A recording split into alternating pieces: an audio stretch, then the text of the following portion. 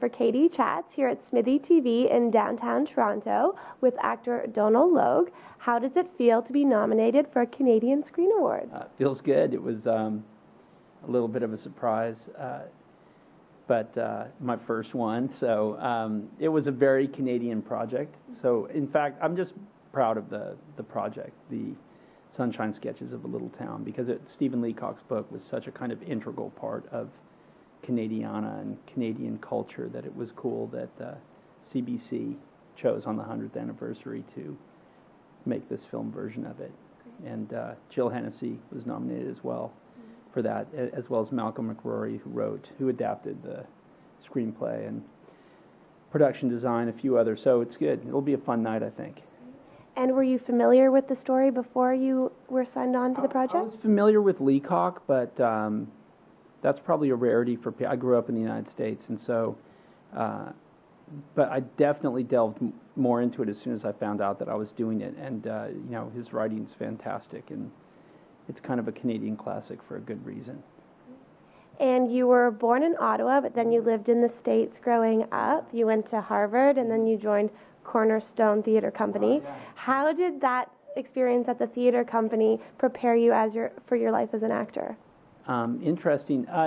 You know, I think when I went to Harvard, I was a kind of a student government type, and I had some kind of future planned in international relations. And then I did my first play, which was like smoking crack. You know, all of a sudden you're like addicted to getting the read through, then getting it up on its feet, and then building the sets and yourself. And so, and then after I did so many plays before I ever auditioned for television and film.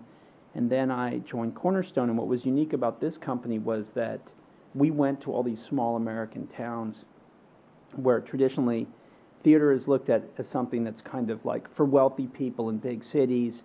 And in fact, most of us had come from a background where part of that was the turnoff of theater. It's like, this used to be for the people. Now people are checking their mink stoles in and shushing each other. And, you know, so it was like, get back to that kind of raucous environment.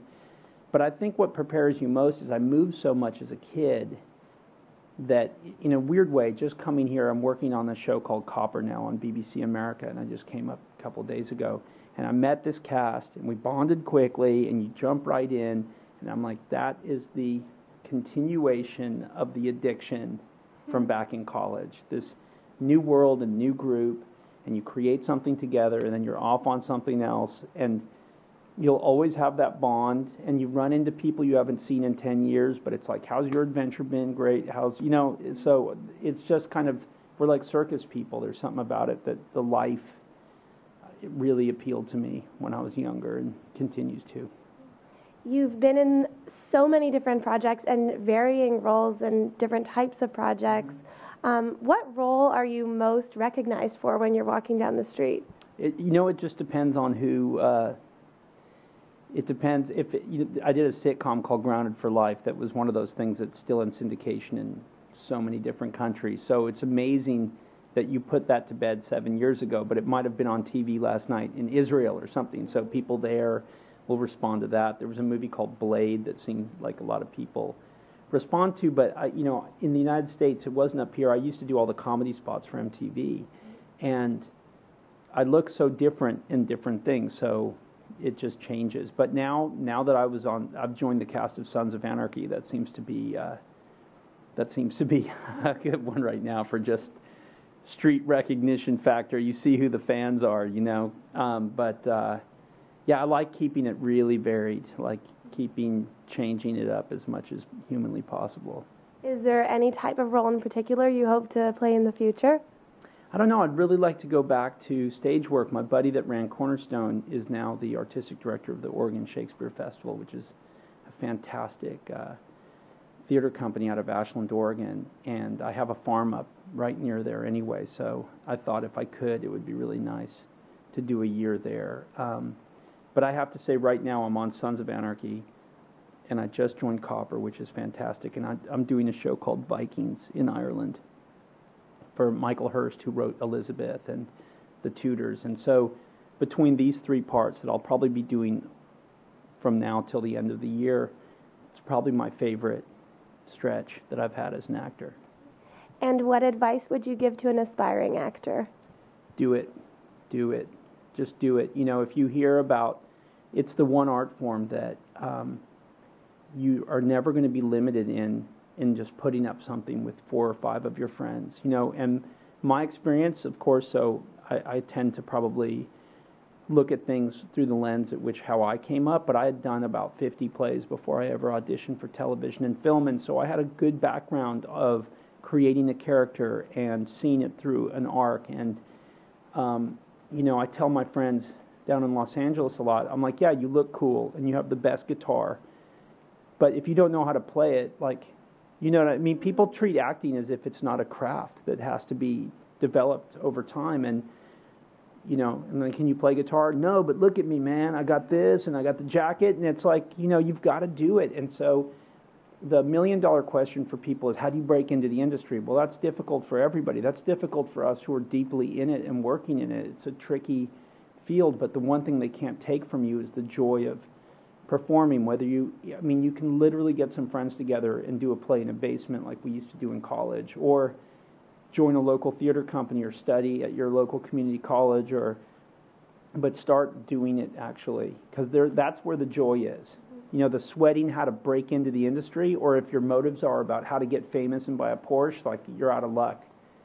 And also you have to check your motives, because you know, it's about the joy of creating and bringing words to life. And so I would just say, once the work and the doing it is what begets this whole chain of events that creates a career. And so that's the best way to start. You know, especially, you know, you're in the same business. So to just move to New York, Los Angeles, or Toronto, or Vancouver, or whatever, and then hope that you'll get a break is difficult. You might just be waiting for a long time.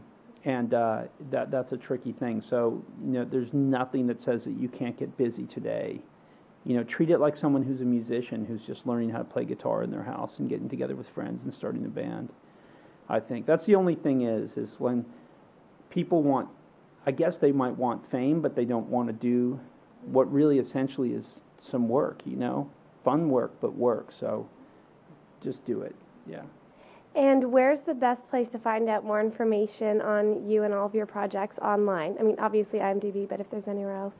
No, I guess IMDb. I had a website that a friend put together, but it's kind of old and never up to date. But yeah, IMDb. I'm on Twitter, which seems to be a great new kind of explosive invention.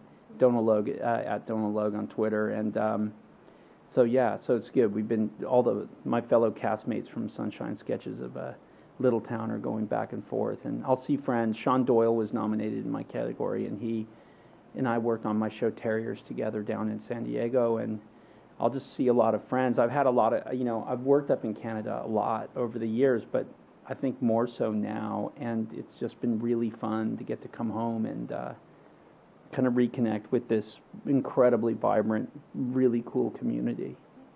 Well, thank you so much. Congratulations on your nomination and all your success, and best of luck with all your upcoming shows. Thank you, Katie. Good that we finally caught up and got to do this, you know.